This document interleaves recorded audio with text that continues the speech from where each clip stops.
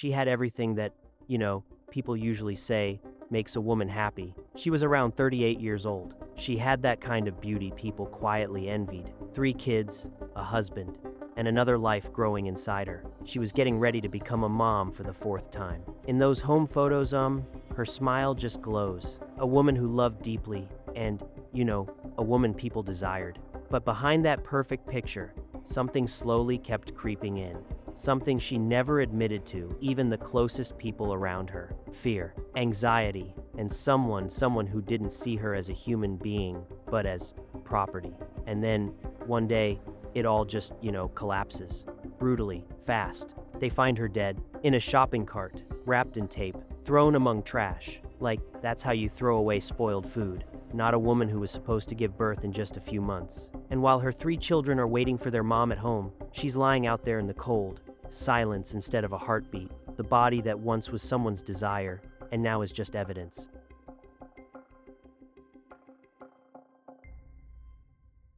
Before we dive into the story, I'm going to ask you to please support the channel, hit that subscribe button, give this video a like, and if you feel like it, share it too.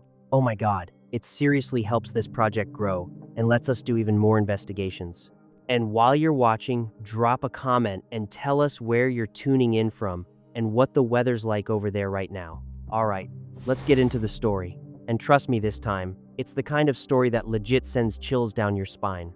To really understand what happened here, you first gotta picture the city where it all started. Not the version on the map, but the way it looks to someone seeing it for the very first time. Cedar Rapids, Iowa. It's the 2nd largest city in the state, but if you drive down the main street at 7 in the morning, you wouldn't think so. A yellow school bus rolling past houses with American flags on the porches. Somewhere, a woman on her front steps is adjusting the cup of coffee in her hands. She's not rushing. Honestly, nobody here ever rushes. Cedar Rapids isn't about making a show or trying to impress anyone. It's America beyond the screen. A place that lives, not a place that performs. People here value stability more than speed. Most have a 1 or 2-story house, a tree outside the window, an old swing in the yard. These towns aren't built for loud stories, but sometimes that's exactly why they give birth to them. In the morning, the air smells like freshly brewed coffee. At Brewemia, that's the local coffee shop, you'll see the ones who wake up earlier than everyone else. Construction workers, teachers, young moms. Nobody talks loud.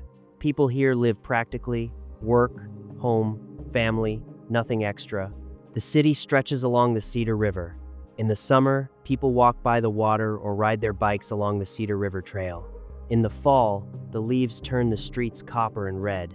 And when the sun sets, the water turns into a mirror for a moment like the city is looking at itself. Locals say, we've got 5 seasons. Winter, spring, summer, fall, and another one, the season when you start noticing life. But to notice it, you gotta know how to slow down. Not everyone does. On the main street stands the old Paramount Theater. Built in 1928, it survived 2 major floods and still opens its doors for concerts. Across the street, an art museum with the largest collection of works by Grant Wood, the artist behind American Gothic. That painting looks simple, but there's tension in its simplicity. Cedar Rapids has Czech, German, and Scottish roots. Every year, they host an Old Europe festival, not for tourists, for their own community. People here don't want to impress, they want to belong to something. In big cities, that's rare. In summer, the temperature climbs up to plus 30 Celsius. In winter, it confidently drops below -20. But life keeps moving the same way. No exaggerations, no dramatic gestures. People go to work, kids go to school, cars repairs are pricey, and the city, seems like it's hiding nothing. Seems because Cedar Rapids isn't the kind of place that tells stories. It's the kind of place where they happen quietly. Sometimes right where everything seems a little too perfect at first glance. And it's here, among these homes, these streets, this silence, that a woman named Britney Hopkins once lived. She was 38 years old. She wasn't the kind of person who walks into a room and makes everyone freeze, But people who really knew her said she had that bright presence, the kind you just can't mistake for anything else. Her mom described her as warm, full of life, like she brought energy into the room even when years of struggles had been slowly dragging her down. The most important thing in her life? Her kids. Britney had 3 children, an older daughter, a teenager, and 2 younger ones, one around 4 years old, and the baby, who hadn't even turned 2 yet. For some people, these are just numbers. For her, this was her whole universe. Her mom later said, "The kids were the center of her life, her orbit. She'd think about them the moment she woke up, and she'd go to sleep with the same thought, how do I make things better for them?" Her oldest daughter dreamed of going to college, studying law, trying to rise a little above the reality they were living in. In a fundraiser, the family even wrote that she'd become the first in their family planning to go to university. She got a couple of scholarships but still didn't have enough money, not even for a car to get to classes. And oh my God, Britney was so proud of that. To her, it was like proof that no matter all the mistakes and everything life threw at her, her kids were still moving forward. Her life wasn't easy. Britney didn't live an Instagram filter reality. She fought with her body, her mind, and honestly, with the system too. Her mom said she had both physical and mental health challenges. She was officially considered a vulnerable adult, someone who needed support. But that's exactly what makes her story so real. She wasn't perfect, she was human, with setbacks, with the wrong people around her, with attempts to pull herself back up. During the 2 years leading up to the tragedy, Britney's family reached out to the police and social services multiple times, warning them, she's in danger, she's scared for her life. Her mother wrote that Britney said she was being drugged against her will. Her life was starting to look like a trap, one where people look at you not as a person, but as a resource. Her family believes Britney may have become one of many women pulled into sex trafficking in a state that, by the way, ranks among the highest when it comes to these types of crimes. And still, despite all of that, she stayed a mother who planned for the future. She dreamed of getting her kids back, the ones the system had placed into foster care, without properly involving her mother or close family. She wanted to reunite them. Her mom said Britney never stopped trying. She still believed it was possible. Right before her death, she was expecting her 4th child, a boy. They had already picked a name for him, 7 Shelby Joe. For her, the pregnancy wasn't just another note on a medical chart. It was a second chance.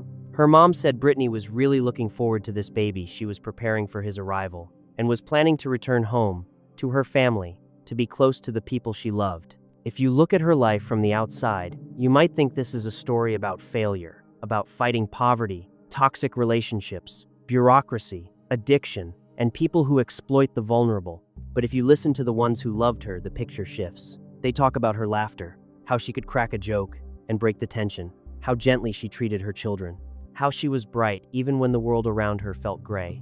Her mother said something incredibly powerful during her court statement. Britney was exploited, mistreated, silenced like she was, just nothing. But she wasn't some disposable person.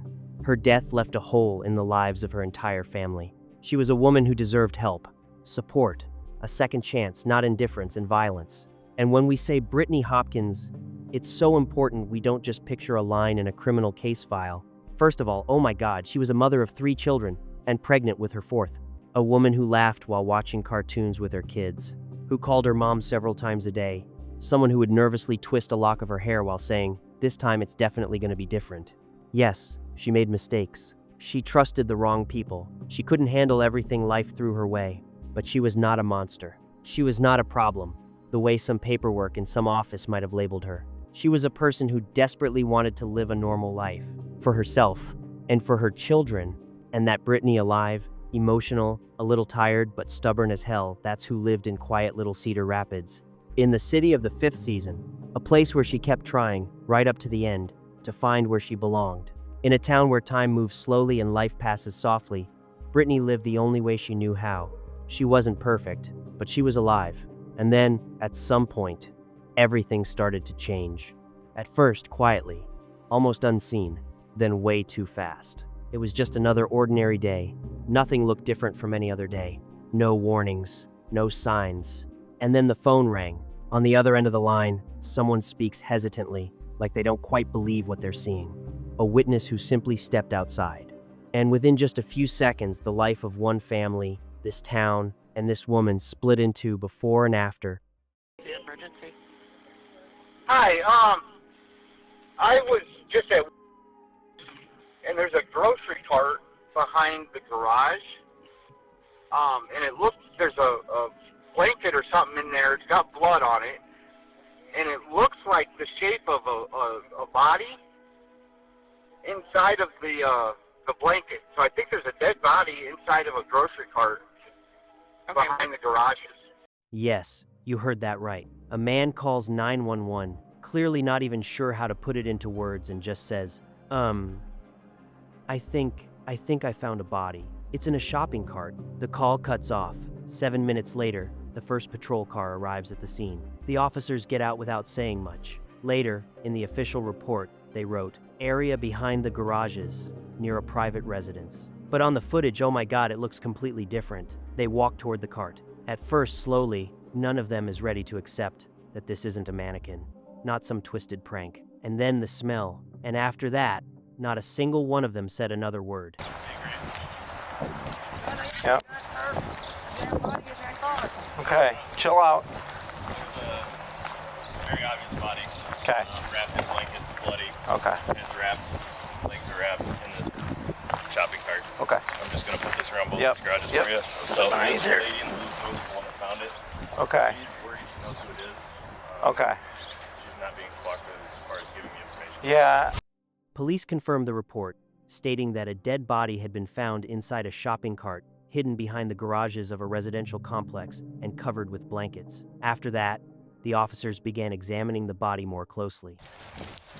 Greg, did you guys look in here? No, I didn't want to touch it.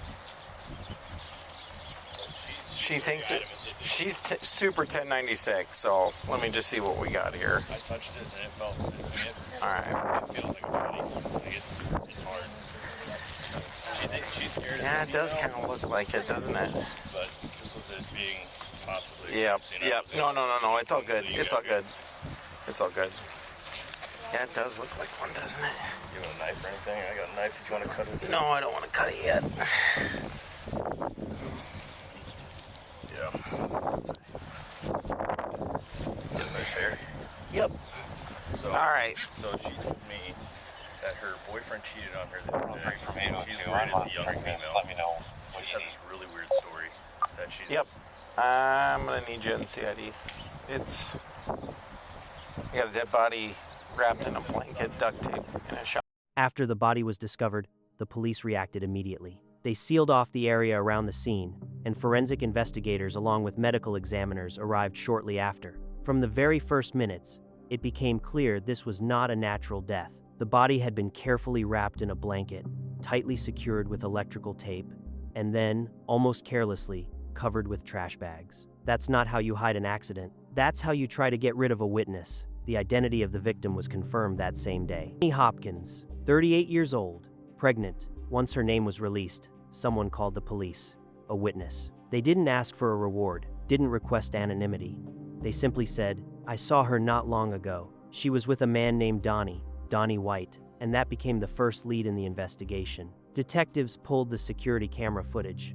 The very next day, they got their first confirmation. February 22nd, 6 days before the body was found, Britney and Donnie White were seen together in the parking lot near a U-Haul location in the Westdale area. The footage showed them walking toward a rental truck, talking to each other, and then disappearing out of frame. The second testimony came almost immediately. An eyewitness reported that on February 26th, 2 days before the body was discovered, they saw White physically assaulting Britney. That information was officially recorded, and it changed White's status from a person who might know something to suspect number one. Then came another detail too precise to dismiss as coincidence. When investigators checked his home address, they found out that Donnie White lived less than 1.5 kilometers from where Britney's body was found. In a car, that's under 3 minutes of driving. At that point, it was enough to secure a warrant. And later that same day, a team of detectives headed straight to that address. Cedar Rapids Police Department search warrant, come to the door! Cedar Rapids Police Department search warrant, come to the door! Cedar Rapids Police Department search warrant, come to the door! I'm with the name. Closed door? No. Closet right. Closet right. Clear. I'm with the name. Go, we'll get this. Clear. Hey, I got it. I hold it. Go for it. You got more with me? Let's take this. I got I'm not going to go in there if we don't have to, but. During the search, Officers notice a large discolored area on the carpet, most likely caused by bleach. A clear attempt to wipe away the evidence. But that is just the beginning. In different corners of the room, investigators find blood spatter and even a bloody handprint. They recover bleached items, a roll of electrical tape identical to the one used to wrap the victim, handwritten notes, and a hammer with visible traces of blood. We do have to. There's closet and bathroom. Bathroom's clear. There's a closet here, hold on.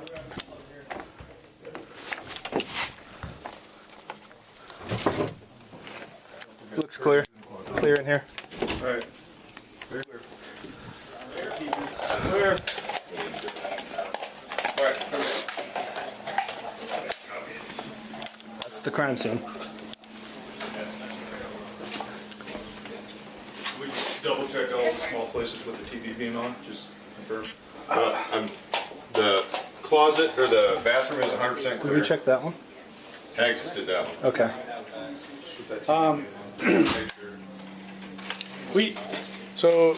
With it being a crime scene, I don't know how. We didn't flip nothing. We didn't want to manipulate. Better. Thank you. It's like bleach and stuff poured all over the carpet. Okay. The medical examiner confirmed it. Britney's death was violent. The official cause, a traumatic brain injury caused by blunt force impact. One of those blows that, leaves a person no chance to survive. During a further sweep of the scene, forensic specialists noticed a long drag mark across the floor as if something heavy had been pulled from inside the apartment straight toward the front door. That confirmed the assumption. The body had been moved from inside to outside, right there, exactly that way. At this point, police had no doubt they were dealing not with just a witness, but with someone actively trying to conceal the crime. But there was still one more question. Where was he now, 9 days later? With the help of the Cedar Rapids Police Department, the North Iowa Fugitive Task Force, and marshals operating out of Nevada, investigators finally tracked the suspect down. Donnie White had been hiding in Las Vegas more than 2,000 kilometers away from the crime scene. He was taken into custody without resistance. After his arrest, Donnie was placed under guard, and the investigation moved into the next phase, trying to understand what exactly happened and why. Detectives began reviewing footage, paperwork, and the first witness statements. But to uncover the truth, they needed more than just physical evidence. The next step involved something not everyone gets to see. They decided to talk to people who knew Donnie before any of this happened. People who might have seen in him what no surveillance camera ever could. Did he say anything to you on the text message chain about killing her? No. Oh, I wouldn't let him send none of that to my phone. He said he had a picture of her, and he said, yeah, I killed her. I'm like, and that's what? who you knew as Ray Ray? Hmm? That's who you knew, that photo right there? Yeah, that's it. That's her. What was the other pictures that you, is there any other pictures? Because that's the couch and the furniture. That's the apartment, yeah. Okay, this the apartment. He was showing me the different. Here she is again. Yeah.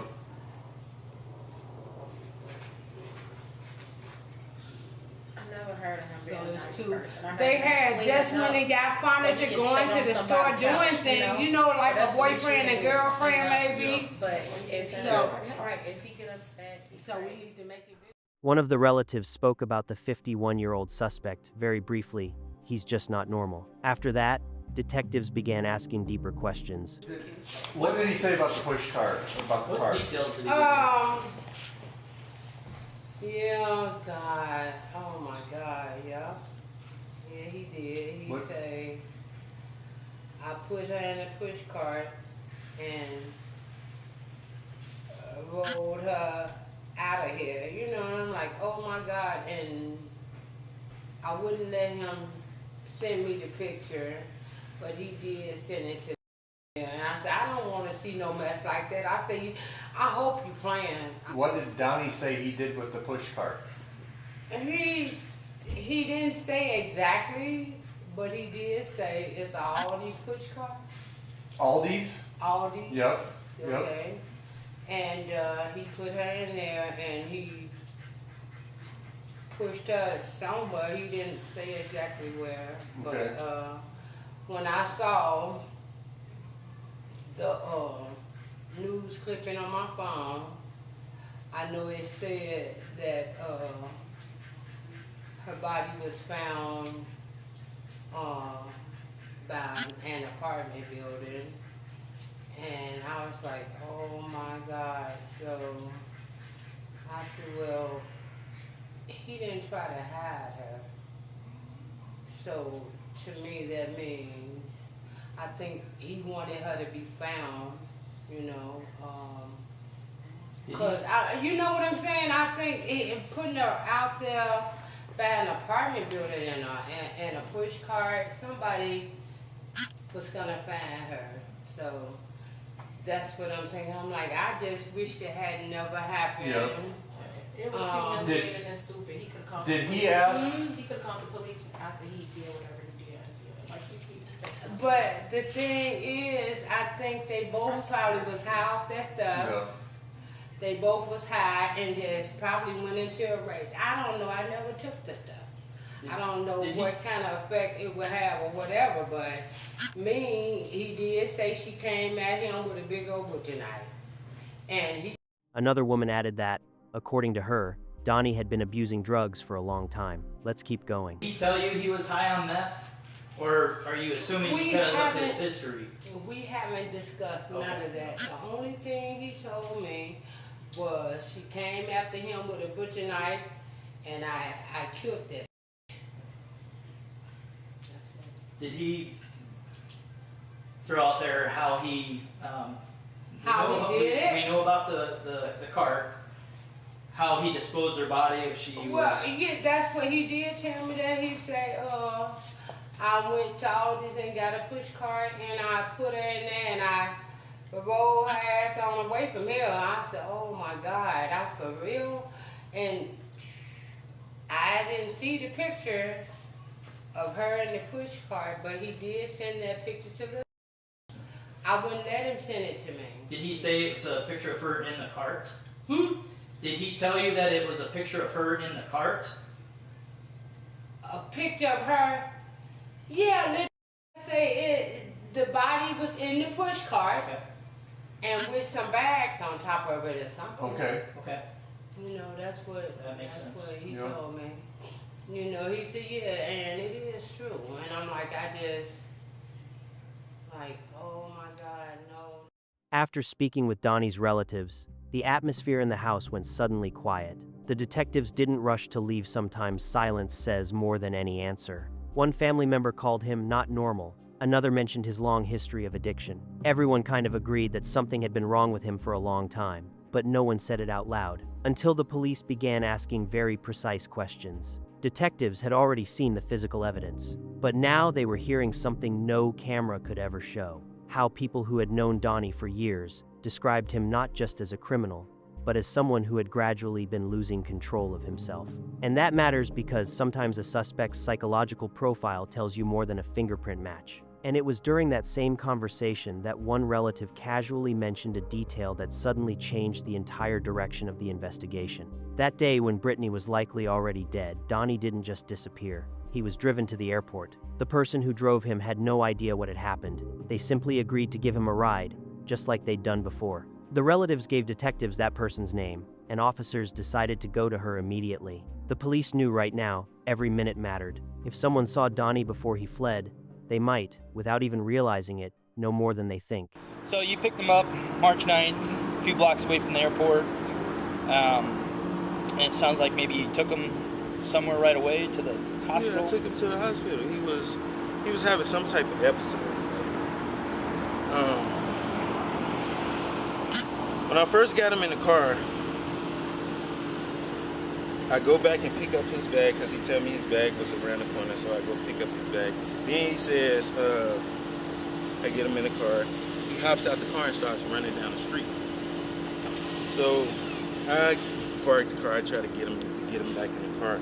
And the police pull up on us because a passerby told them that I guess somebody was trying to drag somebody in the car.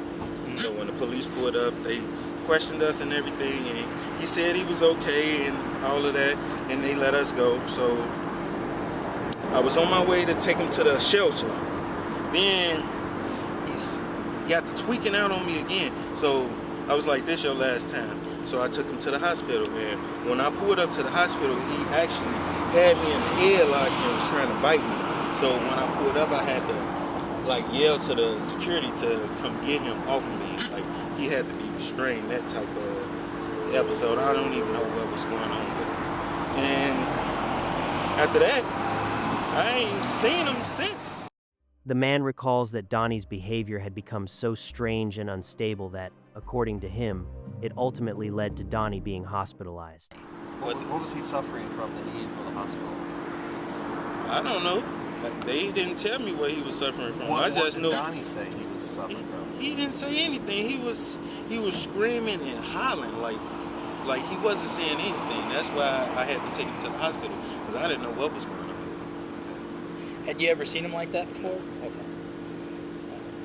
Did you feel like it was mental, or like he was coming down from I definitely drugs or felt like something? it was mental. That's why I took him to the hospital. I'm like, I don't know what this is, and I can't have that around nobody. Did he make any statements to you about anything that happened in Iowa?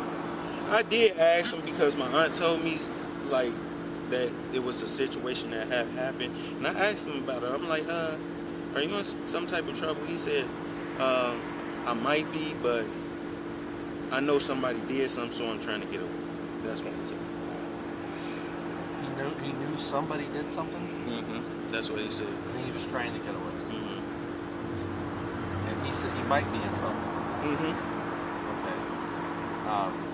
Okay. I was guessing because he said he knows something, but my uncle been on drugs for years, so like I'm thinking he just had maybe like tweaking, because he's supposed to came out here in January, and like when he came out here, he just told me he was here. Like I'm like, okay, you here, but I thought you was coming like 2 months ago or something like that. Yeah. Anything else you think would be helpful for us to know? I just really hope he not the person who did it, but he got arrested for listen, I read it. He got arrested for a brutal murder. 9 days had passed since the horror. Police, with support from federal marshals, finally tracked down the 51-year-old suspect Donnie White far beyond state lines. In Las Vegas, where he was trying to hide, he was arrested without resistance. He was brought back to Iowa. The case, the one that began with that horrifying discovery of a body inside a shopping cart, finally had a face. In the courtroom, White initially denied his involvement, but under the pressure of undeniable evidence and witness statements, he admitted it. Yes, he took Britney's life. Under the plea agreement, he pled guilty to second-degree murder and unlawful termination of a pregnancy. The sentence, up to 50 years in prison, with a mandatory minimum of 35 years behind bars before he's eligible for parole, if that even becomes possible. In court, a statement was read, one that, oh my God, was impossible to listen to without feeling it deep inside. Britney's mother, through tears, said, she was bright, she loved children, she dreamed of returning to them with a new life,